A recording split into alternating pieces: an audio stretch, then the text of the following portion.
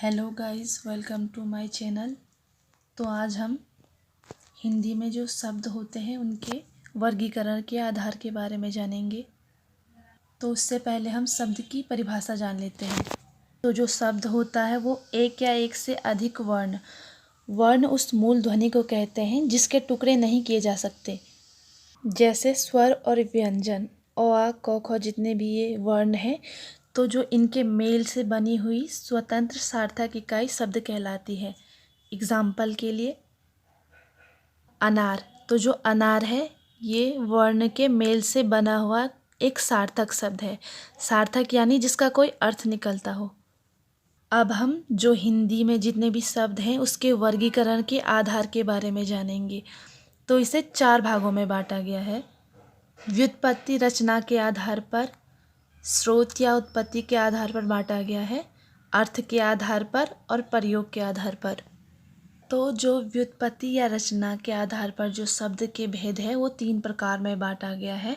पहला हमारा रूढ़ शब्द हो गया, फिर यौगिक हो गया और योग रूढ़ शब्द हो गया। अब हम इन तीनों के बारे में पढ़ेंगे। पहले हम रूढ़ शब्द के बारे में पढ़ेंगे। तो रूढ़ शब्द उन शब्दों को कहते हैं जो शब्द हमेशा किसी विशेष अर्थ को प्रकट करते हो तथा जिनके खंडों का कोई अर्थ ना निकले उन्हें रूढ़ कहते हैं। जैसे हमारा नाक हो गया, कान हो गया, पीला, पर, पगड़ी, कल, कपड़ा, आदमी आदि शब्द होते हैं।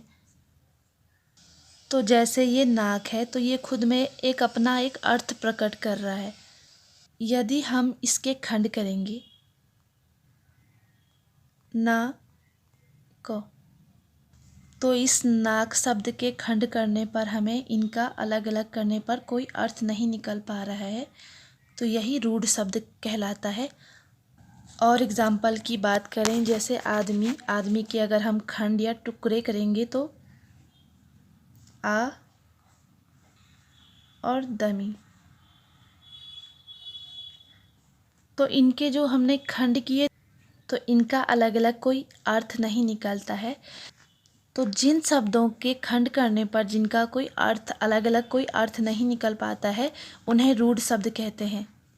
अब हम यौगिक शब्द की बात करें तो यौगिक शब्द दो सार्थक शब्दों के मेल, सार्थक क्या कहते हैं जिसका कोई अर्थ निकलता हो, तो उन शब्दों के मेल से बनने वाले शब्दों को यौगिक शब्द कहते हैं जिनको हम सार्थक खंडों में बांट सकते हैं। जैसे एग्जाम्पल के लिए देशवासी, तो हम देशवासी के टुकड़े करेंगे तो देश और वासी, तो इनमें जो देश का है, देश का भी अपना अलग अर्थ है और वासी किसी देश का निवासी, इसका भी अपने आप में एक अलग अर्थ निकलता है। अगर हम स्नान घर के टुकड़े करेंगे तो स्नान और घर, तो इन दोनों का अपने में अलग अलग अर्थ निकलता है। स्नान का भी अपना एक अर्थ है और जो घर है उसका भी अपना अर्थ है। अब हम बात करें पुस्तकालय की, तो अगर हम पुस्तकालय का खंड करेंगे तो जो पुस्तक और आलय होगा तो इन दोनों स्वयं में अपना अर्थ निकलता है। पुस्तक का भी अर्थ होता है और आलय जहाँ पुस्तक को संग्रहित करके रखा जाता है उसका भी अपने में अर्थ होता है। अब हम बात करें योग रूढ़ शब्द की, तो जो शब्द यौगिक तो होते हैं, यौगिक अभी मैंने बताया जो दो सार्थक शब्दों के मेल से जो शब्द बनते हैं उन्हें यौगिक कहते हैं। तो ये शब्द जो होते हैं यौगिक तो होते हैं लेकिन सामान्य अर्थ को प्रकट ना कर किसी विशेष अर्थ को प्रकट करते हैं, उन्हें योग रूढ़ शब्द कहते हैं। जैसे एग्जाम्पल के लिए पंकज हो गया, लंबोदर हो गया, दशानन हो गया, पीताम्बर हो गया और गजानन हो गया। और भी बहुत से शब्द हो गए जो सामान्य अर्थ ना प्रकट कर कोई विशेष अर्थ प्रकट करता हो। तो बात करें हम पंकज की, तो जो पंकज है तो पंकज का अर्थ हम किसी व्यक्ति के नाम से ना लेकर हम पुष्प जो कमल होता है उससे लिया गया है। और लंबोदर, तो अगर हम लंबोदर के खंड करेंगे तो लंबा और उदर निकलेगा, तो इन दोनों का अपने में अलग अर्थ है। लंबा का भी अलग अर्थ है और उदर यानी पेट, तो इसका भी अलग अर्थ निकल रहा है। लेकिन इसका लंबा उदर से तात्पर्य ना होकर किसी विशेष अर्थ यानी भगवान श्री गणेश जी से इसका अर्थ लिया गया है। फिर हम बात करें दशानन की, दशानन के अगर खंड करेंगे तो 10 और आनन, यानी 10 तो संख्या हो गई हमारी और आनन यानी सर। तो यहाँ पे हमारा 10 सर से हमारा तात्पर्य किसी विशेष अर्थ को प्रकट, यानी 10 सर किसके होते हैं? रावण के।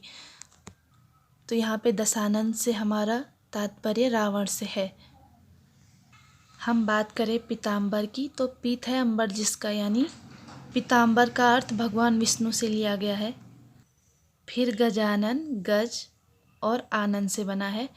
तो गज यानी हाथी होता है और आनन यानी सर होता है। तो हाथी जैसा सर किसका है? तो भगवान श्री गणेश जी का। तो जितने भी शब्द हैं ये कोई विशेष अर्थ प्रकट करते हैं तो वो योग रूढ़ शब्द कहलाएंगे। अब हम अर्थ की दृष्टि से शब्द के भेद को जानेंगे। इससे पहले हमने व्युत्पत्ति और रचना के आधार पर शब्द के भेद को जाना। इसमें हमने रूढ़ शब्द को जाना कि जिसके खंड करने पर इन खंडों का कोई अर्थ नहीं निकलता, वो रूढ़ कहलाता है।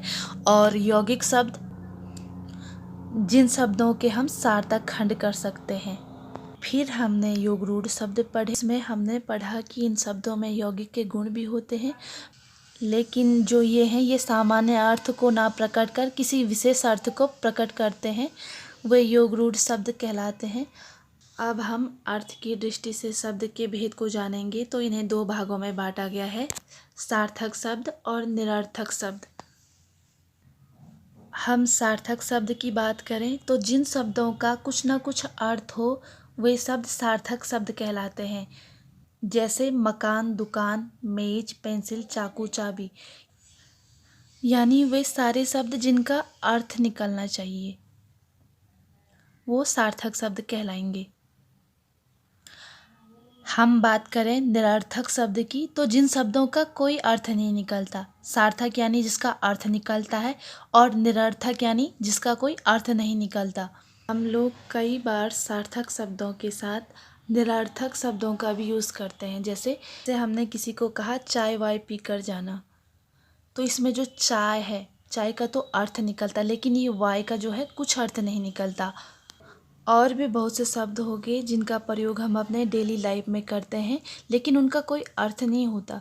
जैसे हम अच्छा वच्छा कहते हैं, बुड्ढा वुड्ढा कहते हैं, बुढ़िया वुढ़िया कहते हैं, लड़की सड़की कहते हैं, बछड़ी वछड़ी कहते हैं। लेकिन इनमें जो अच्छा शब्द है वो सार्थक शब्द है, इसका अर्थ निकलता है। लेकिन जो वच्छा है इसका कोई अर्थ नहीं निकलता, तो ये निरर्थक शब्द है। और भी जो ये बुड्ढा हो गया, बूढ़िया हो गया, सड़की हो गया, बछड़ी हो गया, ये निरर्थक शब्द है, इनका कोई अर्थ नहीं निकलता।